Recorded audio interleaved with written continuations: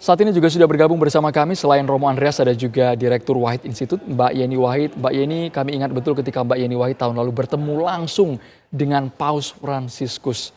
Kala itu bisa digambarkan kembali Mbak Yeni momen-momen keakraban komunikasi yang tanpa sekat tersaji di layar Mbak Yeni Wahid. Ya, pertama-tama kami ingin mengucapkan ikut berduka cita belasungkawa atas meninggalnya seorang tokoh besar dunia, Paus Fransiskus, yang baru saja meninggalkan kita. Dan kehilangan sosok beliau itu bukan hanya dirasakan oleh teman-teman dari teman-teman Katolik, tapi juga saya rasa seluruh umat beragama di dunia. Kenapa? Karena memang sosok dari Paus sendiri, Paus Fransiskus sendiri adalah sosok yang sangat humble, sangat rendah hati, dan sosok yang menjunjung tinggi kebersamaan, lalu juga toleransi antar umat beragama.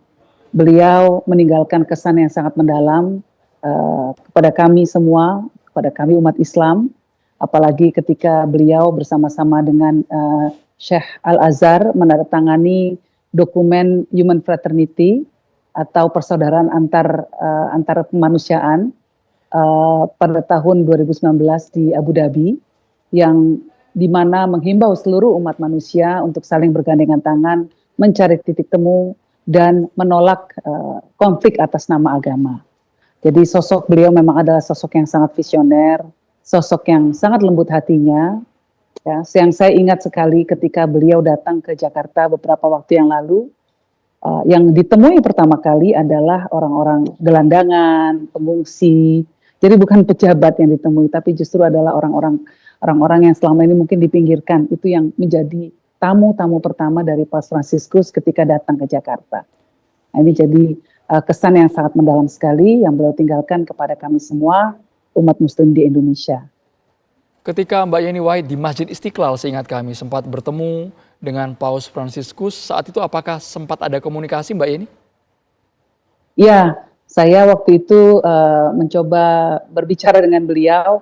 Saya semalaman menghafal bahasa Itali supaya bisa menyapa beliau dan mengatakan ya betapa kita semua, kami umat Islam Indonesia menghargai beliau, menghargai apa yang dilakukan oleh beliau untuk upaya-upaya kemanusiaan, upaya-upaya untuk penyelamatan bumi misalnya, upaya-upaya beliau yang dilakukan, lalu sikap beliau yang sangat sangat tegas sekali ya dalam berjuang untuk keadilan, ya. Sikap beliau yang selalu mengutamakan keadilan, kemudian simpati beliau kepada mereka semua yang tertindas, termasuk di dalamnya adalah masyarakat Palestina. Jadi saya waktu itu menyampaikan kepada beliau bahwa kami sebagai umat Muslim di Indonesia menghargai beliau, dan beliau menyambut dengan sangat hangat, berterima kasih. Beliau mengatakan ya terima kasih banyak gitu ya, dan saya bisa mendapatkan kesan bahwa beliau memang pribadi yang sangat lembut hatinya. Bahkan yang menarik Mbak Yeni, yang kami ingat ketika Paus Fransiskus di Indonesia menyampaikan beliau menentang materialisme yang berlebihan, kemewahan yang berlebihan. Mbak Yeni ingat betul ya kalimat itu ya Mbak Yeni ya? Oh, betul, betul. Dan itu bukan hanya diucapkan saja, tetapi juga dipraktekkan oleh beliau. Ketika beliau berkunjung ke Indonesia, tidak menggunakan private jet, tidak menggunakan mobil mewah, bahkan mobil yang digunakan adalah mobil sederhana milik salah seorang jemaat. Yang ini yang saya tahu dari teman-teman panitia yang cerita kepada saya. Beliau juga tidak menginap di hotel mewah, tapi hanya menginap di rumah kedutaan. Dan itu tadi beliau bertemu dengan orang-orang yang mungkin dianggap oleh masyarakat sebagai orang-orang yang hina, orang-orang yang dianggap sebelah mata oleh masyarakat lainnya. Justru beliau muliakan, beliau sambut dengan baik, beliau rangkul dengan penuh senyuman. Jadi memang pribadinya adalah pribadi yang tidak dibuat-buat, saya lihat ya. Karena saya kebetulan sudah bertemu 2 kali, yang pertama dulu waktu di Vatikan. Nah, yang kedua memang waktu di Jakarta. Jadi terpancar betul ya pribadi beliau, pribadi yang sangat lembut hati, yang mengutamakan kemanusiaan di atas sekat-sekat agama, mengutamakan spiritualisme di atas pragmatisme, di atas materialisme, dan sikap beliau yang menghamba ya kepada pengabdian kemanusiaan. Karena beliau sendiri yang saya baca, beliau dari Ordo Jesuit, yang memang Ordo Jesuit itu penekanannya adalah pada pembelaan kepada rakyat kecil. Nah, jadi itu terasa sekali dari sepak terjang beliau selama ini yang sepanjang yang saya tahu. Berarti Mbak Yeni bisa dikatakan bahwa sosok Paus Fransiskus ini betul-betul melampaui batasan sekat yang tidak memandang orang dari aspek agamanya saja ya Mbak Yeni ya?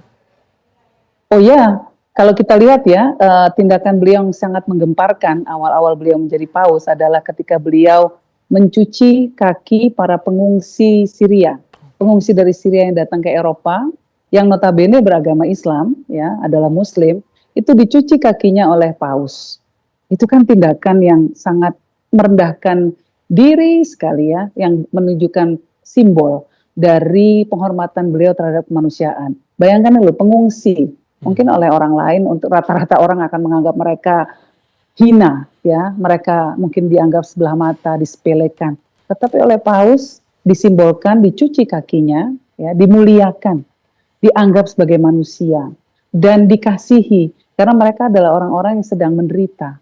Nah, jadi kalau beliau mungkin hanya mencium kaki atau mencuci kakinya orang Katolik, ya, buat kita mungkin beliau memang fokus kepada pelayanan umatnya sendiri, tetapi tidak, beliau ternyata melayani banyak sekali umat beragama dan tidak dengan pretensi kemudian untuk mencoba untuk mengkristenkan mereka ya, karena kan sudah ada keputusan dari Gereja Vatikan bahwa tidak ada Konsili Vatikan tahun 80-an kalau nggak salah, saya belajar dari bapak saya waktu itu, bahwa umat Katolik tidak lagi diwajibkan untuk berdakwah untuk melakukan kristenisasi.